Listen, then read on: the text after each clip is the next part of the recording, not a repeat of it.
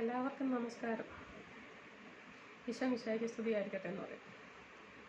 ഞാനിപ്പോൾ വന്നത് എൻ്റെ ഒരു അനുഭവം നിങ്ങളുമായിട്ട് പങ്കുവെക്കാനാണ്. നിങ്ങൾക്ക് നിങ്ങളുടെ കുടുംബത്തിലുള്ളവർക്കൊക്കെ പ്രയോജനമുള്ളൊരു കാര്യമാണ് ഞാനിപ്പോൾ പറയാൻ പോകുന്നത്. വളരെ റെയറായിട്ട് സംഭവിക്കുന്നതായിരിക്കും, പക്ഷേ അത് ആൾക്കാർക്ക് പരസ്പരം പങ്കുവെക്കാനൊരു ഇതാണ്. ചിലർ പറയുന്നത് കേട്ടില്ല, അയ്യോ പേടി കിട്ടുന്നു. ഈ പേടി കിട്ടുന്നത് കൊച്ചു പിള്ളേർക്ക് മാത്രമല്ല, പ്രായമുള്ളവർക്കും പേടി കിട്ടും കേട്ടോ. ഞാൻ ഒരു എത്ര വർഷം മുമ്പാണ്, എനിക്ക് തോന്നുന്നു കൊറോണയ്ക്ക് മുമ്പാന്ന് തോന്നുന്നു, 17-18 സംഭവിച്ച കാര്യമാണെന്ന് തോന്നുന്നു. ഞങ്ങളുടെ ഞാൻ പള്ളിയിലൊക്കെ ഇടയ്ക്ക് പോകുമായിരുന്നു. വയ്യാണ്ടായ പിന്നെ പള്ളിപ്പോക്കൊക്കെ നിർത്തിയത്. കൊറോണ കഴിഞ്ഞ പിന്നെ പോക്കൊക്കെ നിർത്തി, അതിനൊക്കെ പോകുമായിരുന്നു. അപ്പോൾ ഞങ്ങളുടെ അവിടെ ഒരു മരണം നടന്നു. പള്ളിയിലുള്ളൊരു പയ്യനായിരുന്നു, ഞങ്ങളുടെ പള്ളിയിലുള്ളതാണ്. ഓന് ഒറ്റ ചെറുക്കനങ്ങാണ്ടേ ഉള്ളായിരുന്നു, കല്യാണമൊന്നും കഴിഞ്ഞിട്ടില്ലായിരുന്നു. അപ്പം കല്യാണത്തിന് മുമ്പേ വീടൊക്കെ വെക്കുമായിരുന്നു. വീടൊക്കെ വെച്ചുകൊണ്ടിരുന്നിട്ട് പിന്നെ നാട്ടിൽ വന്നിട്ട് കല്യാണം നടത്താൻ, ഗൾഫിലും ജോലി ചെയ്തിട്ടുണ്ടായിരുന്നെന്ന് തോന്നുന്നു. നാട്ടിൽ വന്ന് കല്യാണം നടത്താനുള്ള പരിപാടിയായിരുന്നു. അപ്പം ഞാൻ മിക്ക പരിപാടിക്കൊക്കെ പങ്കെടുക്കുമായിരുന്നു, ഈ പ്രാർത്ഥനയ്ക്കും അതുപോലെ ഇങ്ങനെ മരിച്ചവരുടെ അടക്കിനുമൊക്കെ പോകുമായിരുന്നു. അപ്പം ഈ പയ്യൻ നാട്ടിൽ വന്നിട്ടുണ്ട്. അവൻ്റെ അപ്പൻ ജോലി ചെയ്യുന്നിടത്തങ്ങാണ്ട് പോയതാണ്. അപ്പോൾ അവൻ്റെ അപ്പൻ ജോലി ചെയ്യുന്നത് ഒരു ആറിൻ്റെ സൈഡിലുള്ള ഒരു ഏരിയയിലെങ്ങാണ്ടായിരുന്നു. അപ്പോൾ ഇവന് അപ്പൻ്റെ അടുത്ത് രാത്രി പോയതാണ്. അങ്ങനെ ഇവന് ആറിൻ്റെ അടുത്തെങ്ങാണ്ട് പോയി നിന്നപ്പോഴോ കുളിച്ചപ്പോഴോ അങ്ങാണ്ട് ഇവന് പേടി കിട്ടി. അവന് തിരിച്ച് വീട്ടിൽ വന്നിട്ട് പിന്നെ വീട്ടിൽ നിന്ന് വെളിയിൽ ഇറങ്ങത്തില്ല, ആരോടും മിണ്ടത്തില്ല, സഹകരണം ഇല്ല, ഒരു വല്ലാത്തൊരവസ്ഥയിലായി. ഒരു ദിവസം ആ ചേട്ടൻ തൂങ്ങിച്ചത്തു, പെരയ്ക്കകത്ത് തന്നെ ആത്മഹത്യ ചെയ്തു. അപ്പം അത് ഞങ്ങളുടെ പള്ളിയിലുള്ളൊരു പയ്യനായിരുന്നു. സ്ഥലമൊന്നും ഞാനിപ്പോൾ പറയുന്നില്ല. അപ്പം അവനെ അടക്കാനായിട്ട് പള്ളി കൊണ്ടുവന്നപ്പോൾ ഞാൻ പള്ളിയിൽ പോയായിരുന്നു. അപ്പോൾ പള്ളിക്കകത്ത് വെച്ച് ബോഡി വെച്ച് പ്രാർത്ഥിച്ചിട്ടാണല്ലോ കല്ലറയിലേക്ക് കൊണ്ടുപോകുന്നത്. പണ്ടൊക്കെ ആത്മഹത്യ ചെയ്തവരെയൊന്നും പള്ളിക്കകത്ത് കയറ്റത്തില്ലായിരുന്നു. അല്ല, ഈ തെമ്മാടിക്കുഴി എന്നും പറഞ്ഞൊരു ഭാഗത്തായിരുന്നു പണ്ടൊക്കെ നടക്കുന്നത് ആത്മഹത്യ ചെയ്യുന്നവർ. പക്ഷേ ഇപ്പോൾ അതൊക്കെ മാറി അവരെ പള്ളിയിൽ തന്നെ കയറ്റി പ്രാർത്ഥിച്ചിട്ടാണ് ബോഡി കൊണ്ടുപോയി കല്ലറയിൽ അടക്കുന്നത്. അങ്ങനെ ഒരു അടക്കത്തിന് ഞാൻ പോയതാണ് പള്ളിയിൽ. അപ്പോൾ പള്ളിയിൽ ഞാൻ ചെന്ന് ഈ ചെറുക്കൻ്റെ ബോഡി വെച്ചിരിക്കുന്നിടത്ത് ആൾക്കാരെല്ലാം നിൽപ്പുണ്ട്. ഞാനും കയറി. ഇവനെ ഞാൻ നേരത്തെ കണ്ടിട്ടില്ല, അതുകൊണ്ട് ഏത് ചെറുക്കനാണെന്ന് അറിയണമെന്ന് ഏതാണെന്ന് അറിയത്തില്ലല്ലോ. അതിനായിട്ട് ഞാൻ അടുത്ത് പോയി നിന്നിങ്ങനെ ചടങ്ങിനൊക്കെ പങ്കെടുത്തായിരുന്നു. ചടങ്ങുകളെല്ലാം അടക്കമൊക്കെ കഴിഞ്ഞു എല്ലാവരും പിരിഞ്ഞു പോയി. ഞാനും വീട്ടിൽ വന്നു. പക്ഷേ വീട്ടിൽ വന്ന് കയറിയപ്പോൾ മുതൽ എനിക്കൊരു എന്തോന്നു ഒരു വല്ലാത്തൊരു അവസ്ഥ, ഉള്ളിലൊരു ഭയം. പുറമേ ഒന്നും കാണിക്കുന്നില്ല, പക്ഷേ പുറമേന്ന് പറഞ്ഞാൽ ആൾക്കാരായിട്ടുള്ള സമ്പർക്കമൊക്കെ കുറച്ചു. പിന്നെ ഓരോ വീട്ടിനകത്ത് കയറുമ്പോൾ എനിക്കൊരു പേടി, എൻ്റെ വീട്ടിൽ തന്നെ കയറുമ്പോൾ. അപ്പം ഞാൻ രാത്രി കിടക്കാൻ കയറി കഴിയുമ്പോൾ എനിക്ക് ഉറങ്ങാൻ പറ്റുന്നില്ല. ഞാൻ കുറേ നേരമൊക്കെ ഇരുന്ന് പ്രാർത്ഥിക്കുകയൊക്കെ ചെയ്തു, പക്ഷേ ഒരു രക്ഷയില്ല. ഞാൻ കിടന്നു ഒരു പാതിരാത്രിയൊക്കെ കഴിഞ്ഞപ്പോഴത്തേക്ക് എൻ്റെ മനസ്സിങ്ങനെ പറയുക, എണീക്ക്, ഇറങ്ങടി, വീട്ടിൽ നിന്ന് ഇറങ്ങി പോടി വീട്ടിൽ. അപ്പം എൻ്റെ മനസ്സിനകത്ത് ഇങ്ങനെ ഒരു ചിന്ത ഇങ്ങനെ വരുക. ഞാൻ ഒരുപാട് പ്രാർത്ഥിക്കുന്ന ഒരു ടീമാണ്, ബൈബിളൊക്കെ കംപ്ലീറ്റ് വായിച്ചിട്ടുള്ള. പക്ഷേ ഈ പേടി കിട്ടിയതിൽ പിന്നെ എൻ്റെ മനസ്സ് എൻ്റെ പെരയ്ക്കകത്തിരിക്കാൻ എന്നെ അനുവദിക്കുന്നില്ല, പ്രാർത്ഥിക്കാൻ കൂടുതൽ സമ്മതിക്കുന്നില്ല. എനിക്ക് ഒരുപാട് പ്രാർത്ഥിക്കാൻ പറ്റുന്നില്ല. ഞാൻ ഒരുപാട് ദൈവത്തെ സ്തുതിച്ച് സ്തോത്രം ചെയ്ത് പ്രാർത്ഥിക്കുന്ന കൂട്ടത്തിലാണ്, പക്ഷേ അതൊന്നും എനിക്ക് ചെയ്യാൻ പറ്റുന്നില്ല. അപ്പം ഞാൻ കടന്നു കഴിയുമ്പോൾ എന്നോട് ഉറക്കത്തിൽ എൻ്റെ മനസ്സിനകത്ത് ഇങ്ങനെ പറയുക, വീട്ടിൽ നിന്ന് ഇറങ്ങിപ്പോകുന്നു. അപ്പോൾ എൻ്റെ ആത്മാവ് തന്നെ അങ്ങോട്ട് ചോദിക്കുന്നുണ്ട്, എവിടെ പോകാനാണ്?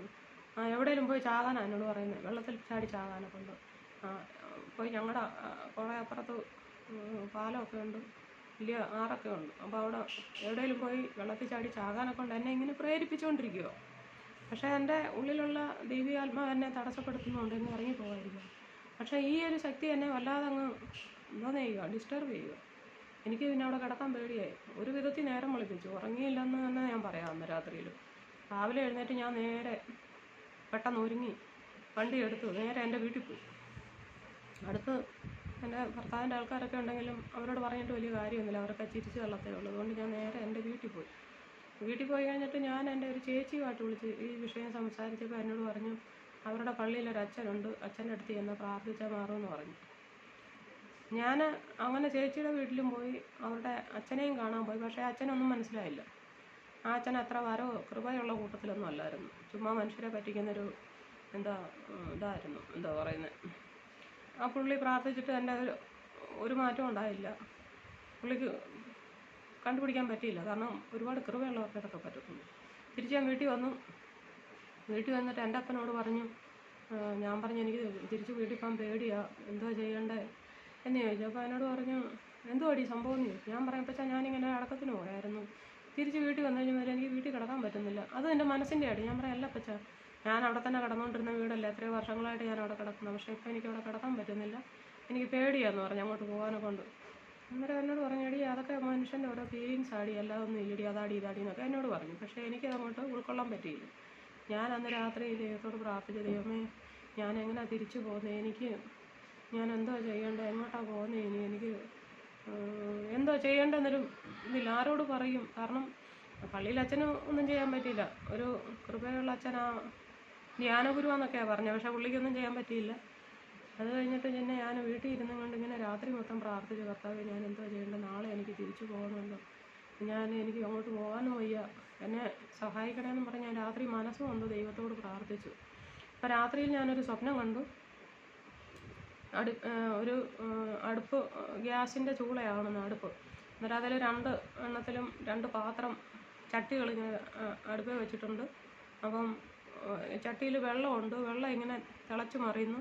അപ്പം ഞാൻ അവിടെ നിന്നിട്ട് ആരൊക്കെ വഴക്ക് പറയും, എന്തിനാ ഗ്യാസ് വെറുതെ കളയുന്നേ, വെള്ളം തിളച്ച് പോകുന്ന കണ്ടോ, ഈ വെള്ളത്തിലിട്ട് വേവിക്കാൻ ഒന്നും ഇല്ലയോ എന്നൊക്കെ ചോദിച്ചുകൊണ്ട് ഇങ്ങനെ വഴക്ക് പറയുക. അപ്പോൾ ഞാൻ കാണുന്നത് എന്തോ അവിടെ ഒരു പ്രായമുള്ള ഒരു ഏകദേശം അമിതാഭ് ബച്ചൻ്റെ ഒരു ഷേപ്പുള്ളൊരു മനുഷ്യനെ, ഒരു ലുക്കുണ്ട്, അത്രയും നീളമൊക്കെ ഉള്ളൊരു മനുഷ്യനെ, പുള്ളിയല്ല പക്ഷേ അതുപോലെ നീളമൊക്കെ ഉള്ളൊരു മനുഷ്യൻ അവിടെ നിന്നിട്ട് ഉണക്കമീൻ എടുത്ത് ഒരു ചട്ടിയിലെ വെള്ളത്തിലിട്ടു, അടുപ്പേ തിളയ്ക്കുന്ന വെള്ളത്തിലിട്ട് ഉണക്കമീൻ എടുത്തിട്ടു. അപ്പം ഞാൻ പറഞ്ഞു ഏതായാലും അതിനകത്ത് ഇട്ടിട്ട് ഇനി ഒരു ചട്ടിയിലും കൂടെ വെള്ളം ഇരിപ്പുണ്ട്, അതിനകത്ത് ഞാൻ ഇനി എന്തോ ഇടണ്ടേ വേവിക്കാനും പറഞ്ഞ് ഞാനിങ്ങനെ നോക്കുമ്പം ഒരു മനുഷ്യൻ്റെ തല ആ മേശപ്പുറത്തിരിക്കുന്നു. നല്ല വെളുത്തിട്ട ഒരു മുഖമുള്ളൊരു തല, കഷണ്ടിയുള്ളൊരു തല, അധികം മുടിയൊന്നുമില്ല, കഷണ്ടിയുള്ളൊരു തല ഇങ്ങനെ കഴുത്തിൻ്റെ അവിടെ നിന്ന് മുറിച്ചിട്ട് ആ മേശപ്പുറത്തിരിക്കുകയാണ്. അപ്പം ഞാൻ എന്തെന്നറിയോ, ഈ ഇവിടെ ഇതുണ്ടല്ലോ നമ്മുടെ പേരും മറന്നു, എനിക്ക് ഓർമ്മശക്തി കുറവാണ്, കണ്ണിൻ്റെ പുരികം ഈ സൈഡിലൊക്കെ ഇച്ചിരിച്ച് മുടിയുണ്ടായിരുന്നു. ഞാൻ എന്താ തല ഇങ്ങനെ കയ്യിലെടുത്തിട്ട് പിച്ചാത്തി ഇങ്ങനെയും ഇതെല്ലാം വെട്ടിക്കളയുക, മുടിയല്ല.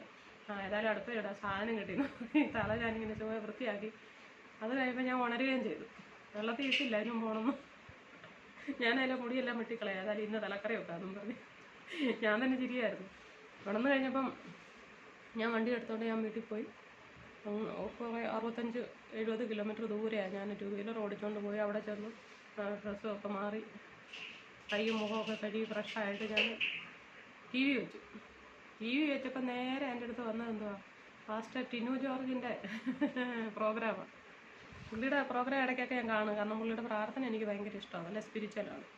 അപ്പം ഞാൻ ആ ചാനൽ വെച്ചിട്ടുണ്ടെങ്കിൽ പുള്ളിയുടെ പ്രാർത്ഥനയാവുന്നു. അപ്പം ഞാനവിടെ പതുക്കെ കസേരയിൽ ഇങ്ങനെ ഒരു സ്റ്റൂളിലെടുത്ത് കാലൊക്കെ അങ്ങോട്ട് കിളത്തി വെച്ചേച്ച് അവിടെ ഇങ്ങനെ പുള്ളിയുടെ പ്രോഗ്രാം കാണാനായിട്ട് ഇങ്ങനെ ഇരുന്നു. അപ്പോൾ പുള്ളി ടി വിക്കകത്ത് ഇങ്ങനെ പ്രാർത്ഥിച്ചുകൊണ്ടിരുന്നിട്ട് ലാസ്റ്റ് പറഞ്ഞു, എന്നെ കണ്ടുകൊണ്ടിരിക്കുന്ന ഒരു സഹോദരി ഭയത്താൽ ബുദ്ധിമുട്ടുന്നുണ്ട്, അവരുടെ ഭയം അവരെ വിട്ടുമാറട്ടെ എന്ന് പറയുന്നത് പുള്ളി ഒരൊറ്റ ശാസനയായിരുന്നു.